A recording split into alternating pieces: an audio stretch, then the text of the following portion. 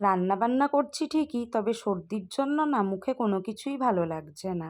কাল রাতে বর বলল কী খাবে, তাই বরের কাছে একটু আবদার করে বসলাম, আমাকে এখানকার পাপড়ি চাট খাওয়াবে গো, সেই সাথে মিষ্টি চাটনিটা একটু বেশি করে এনো।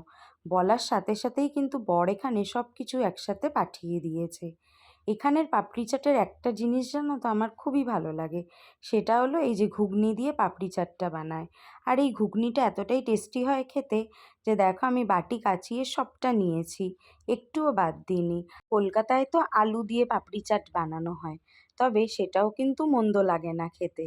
আর এখানে জানো তো ঘুগনির সাথে টক দই, ঝুরি ভাজা, আরও অনেক কিছুই দিয়েছিল, আমসত্ত্ব, চেরি। সেই সব কিছু একসাথে মিশিয়ে নিয়ে তারপরে এক এক করে পাপড়িগুলোকেও হাত দিয়ে ভেঙে নিয়েছিলাম। এখানে আসার পর বাইরে থেকে আমি অনেক খাবারই ট্রাই করেছি, তবে যেটা বেশি মন ছুঁয়েছে সেটা হলেই পাপড়ি চাটটা। আর ওই যে এক্সট্রা চাটনি আনতে বলেছিলাম, সেটা কিন্তু আমি এখানে ভরে ভরে দিয়েছি। আর এই চাটনিটার জন্য জানো তো আরও অনেক বেশি টেস্টি লেগেছিল খাবারটা খেতে। এবার তোমরা বলো, কারা কারা আছো আমার মতো যারা পাপড়ি চাট খেতে খুব ভালোবাসো? অবশ্যই কমেন্টে জানিও।